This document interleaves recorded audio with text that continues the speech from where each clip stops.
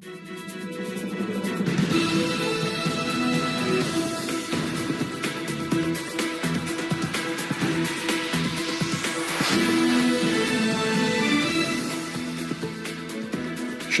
from Jerusalem.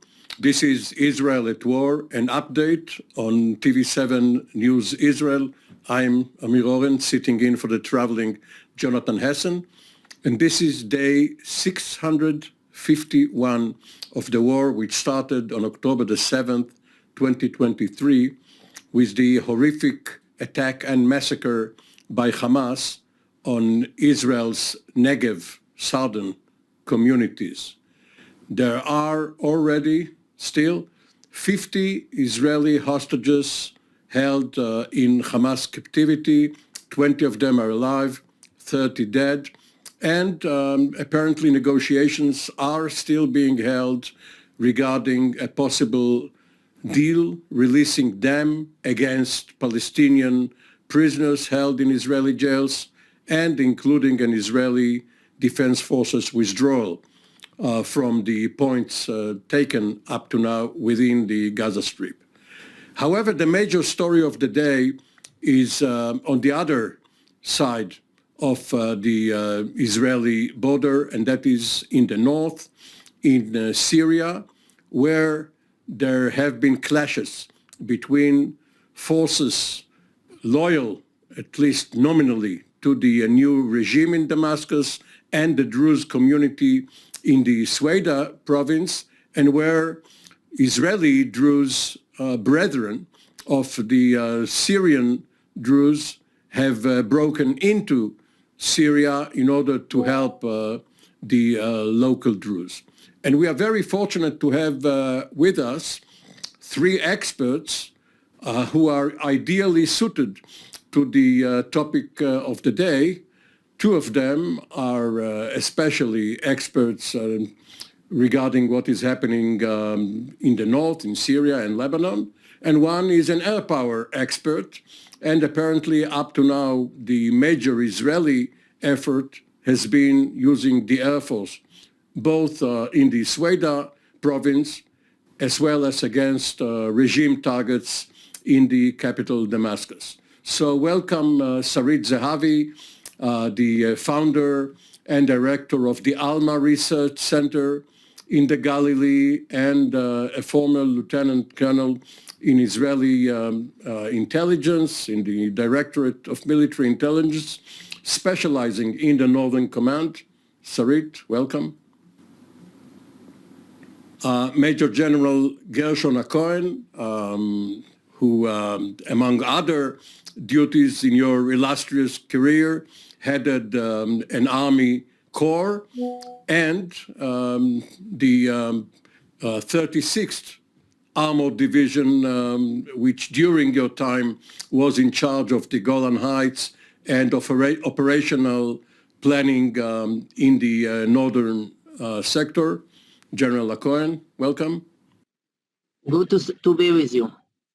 Thank you. And Brigadier General in the Reserves, Relik Shafir, in the Air Force, of course, a combat fighter pilot, flying all sorts of jets, including F-16 to Baghdad and back, fortunately, and heading one of the major Air Force bases, Tel Nov. Relik Shafir, General Shafir, welcome. Thank you. So, Colonel Zehavi, Sarit, how would you assess the state of play right now? And let's concentrate right now on the triangle, Israel, the Julani or Shara regime, and the Druze community in Sweda, even though, of course, there are other inputs, American, Turkish, and perhaps others. Okay. We thought it will be quiet, but reports show that even if there is quiet, it is very temporary. We still have to confirm whether the riots between the Bedouins and the Druze were renewed during this morning. But I want to talk about the broader picture, as you mentioned. And I think that Israel should make a close analysis to what just happened and to build a strategy to the near future, because it is clear to all of us that what happened is not a singular event. It will happen again. We had 1,000 soldiers of al-Julani, of Ahmed al-Shara, the president of Syria today, that were sent to those Druze area and participated in the massacres and the raids against the Druze. And the Druze in Israel blocked the main roads in the north, breached the fence and enter. Israel also bombed the forces that were attacking the Druze in Sweda, al-Julani's forces, but also bombed the defense ministry in Damascus. And I think that it's really, really important to make sure that we are not getting involved in another active front in Syria, but at the same time, we do defend our interests regarding the Druze minority in Syria and regarding the fact that we don't want to grow another jihadi monster just on the other side of the border that will replace the other monster that we just won against, which was the Shiite Muslim monster. The Assad regime. I think that's the main route that we should go in, and we should drill down to a strategy here with the Americans to make sure that nobody is forgetting what just happened here in the past few days. General Hacohen, more than 40 years ago, you fought in Lebanon as a young armor officer, and at that time, Israel first encountered the problem of the links between the Druze in Israel, including in the Golan Heights, where in 1981, the inhabitants who were Syrian until 1967 and were forced to accept Israeli citizenship, and your units, as well as others, encountered the Druze in the Shuf Mountains and elsewhere in Lebanon, where Israel's allies were the Maronites, the Lebanese forces. But the Lebanese forces, of course, acted against the Druze, and there were massacres already at that time, and therefore Israeli Druze officers and soldiers were independently trying to help their brethren, even against orders. Are we now facing a similar situation? Yes, absolutely. We are facing a kind of tension in every Israeli Druze between his loyalty to the Israeli state, to the Israeli laws, etc., and even to the IDF, and their deep commitment to their families. And they are absolutely feeling committed to that. And I was witness just yesterday to a meeting between Druze from Syria, from Hadar, with their families in Majd al-Shams, Mas'adeh, villages in the Israeli Golan, families that didn't meet each other more than 50 years, and the break of the fence created the atmosphere similar to the break of Berlin Wall, that something good and extraordinary is taking place. It means that in Israel, we must really analyze what's going on. It is not just a way to push the Israeli government to decide to do something in another sovereign state in Syria and to act there. It is a commitment that demanded the Prime Minister to do something not only from moral obligation and considerations there, because a massacre must be stopped, but it is something that threatening the equilibrium in Israel and the alliances between IDF and all other Druze that serving excellently in the IDF, and the whole relationship in daily life in Israel between the Druze minorities that are not more than 150,000 civilians, citizens, and their power is really, really great in order to push Prime Minister of Israel to find no way but to be involved in Syria. And this is a very important decision. General Shafir, the declared Israeli policy regarding Syria right now, and of course this is in addition to secret channels in which, as reported, there have been talks regarding some security arrangements, maybe even normalizing relations later. But the declared policy is twofold. First of all, to demilitarize the area south of Damascus, which is only an hour's drive from the Israeli border on the Golan Heights, especially in the provinces of Dara and Sueda, and to protect the Druze community, which is what we have talked about up to now. Now, the Israeli ground forces are quite overextended. They are being in the Gaza Strip, have been now for almost 2 years. They have other missions in Judea and Samaria. They have to train. And therefore, it seems that the most convenient way for Israel to enforce this policy is from the air. And there have been strikes in Damascus as well as in Sueda. But can it be sustainable, and is it effective enough, or will Israel have to use boots on the ground? Well, let me take us all back to 1919 when Syria was actually created at the Sykes-Picot Agreement between the French and the British.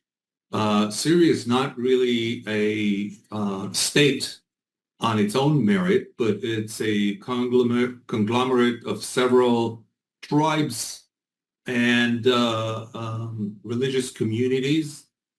And as the Turks have taken over the northeastern part of Turkey, subduing any elements of the PKK Kurdish group and bringing them under control, Israel is trying to do the same on this front south of Damascus, because al-Julani is not really able to control Syria. It has no military forces, as the Syrian military actually disbanded. It was ineffective to begin with. And so he's using some Bedouin or some other terror groups to try and strong arm those who are not subdued yet. And the Druze community refused to give up its arms because it was afraid that they might be attacked by those Bedouins or even ISIS. So Israel has a double-fold interest. One of them is to protect the Druze, who are the brethren of the Druze serving in Israel and being part and parcel of Israel. And the other one is strategic, to make sure that this part is not used by ISIS or Iran proxies to ponder the Israeli Golan Height border. So these interests can be enforced by the Air Force, because the Air Force rendered the Syrian Air Force itself and the Syrian army incapacitated them in the past few months. So it's really not a great deal to, I would say, survey what is happening around the Druze community and attack any convoys that are headed that way. And I think the Druze community should stand up for its own in the in the Sueda area. I hope they don't need their Israeli side brethrens. And so Israel's interest is not to go into Syria itself, but to enforce its interests through air power. It's probably quite doable as it is in Lebanon up to date. So the same, I would say, type of enforcement that is targeting Lebanon. Same goes for the southern part of Syria. So these are mutual interests, not to mention the Jordanians, who have an interest to make sure that none of the terror groups are on their border either. So I think it can be stabilized as far as Israel is concerned. As far as Syria is concerned, I don't think it's going to be stable for long, and we don't really know where it's going. Thank you very much, General Shafir. It all sounds very logical, but if you want to be better liked in Washington, may I suggest that instead of saying incapacitated, you say obliterated, and then you may get an invitation to the White House. I'll decline at this stage. Okay. Colonel Zehavi, right now you're an academic observer or a think tanker, but if one had not only to analyze, but also to recommend a certain option or a mixture of more than one. Now, Israel is facing a dilemma. Does it want a strong central government in Damascus, which may turn hostile, rebuild the armed forces, becomes a threat again? And if it does that, it may impose its authority on various jihadi groups, terrorist militias, whatnot. But the other option, of course, is that it will be a no man's land, and Israel will be absorbed in skirmishes there. So what's your recommendation? Look, I want to sharpen that for a moment. We don't know whether al-Jolani wants to build a Syria under the Saudi model of an Islamic state, a traditional Islamic state, but with very good connections with the West based on Western weapons as well. Or is it just stage one before getting to stage two, which is actually building an ISIS state, which is far more dangerous? We don't know at the same time whether Ahmed al-Shara can actually control his militias that just incorporated into the Syrian army. And those are jihadists that truly believe in jihadi ideology, that truly believe that minorities should be killed. How much control does he have upon them, and for how long he is going to last? We don't know all of that. I think that the main lesson that we have learned from October 7th is that we cannot enter to our enemies or neighbors' minds, and we need to make sure that they don't have capabilities. In this respect, I agree with my colleague here. The IDF can and should focus on eliminating capabilities, making sure that convoys are not getting into Sweda, that's one thing, but also at the same time, making sure that dangerous weapons are not falling in the hands of this new Syrian government, whether it is with by diplomacy, working with the Americans around that, and even creating some kind of security arrangement between Israel and Syria, and whether it's by military ways attacking any threat that is identified on the other side of the border. It is a huge dilemma of how to walk between the drops, but I believe it's possible. I believe we can do it. General Hacohen, as a former commander of the National Defense College, had you been in that position now, you probably would have tasked one of your students or a team to write a short executive summary of the problem and suggest the priority assigned to this particular one among all other problems facing Israel right now, because one has to prioritize. There are limited assets, there is limited attention.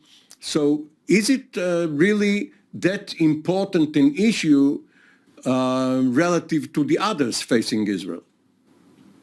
Actually, the situation among all the fronts, 7 fronts within which Israel involved, it is quite chaotic in a way that the priority changing from every day.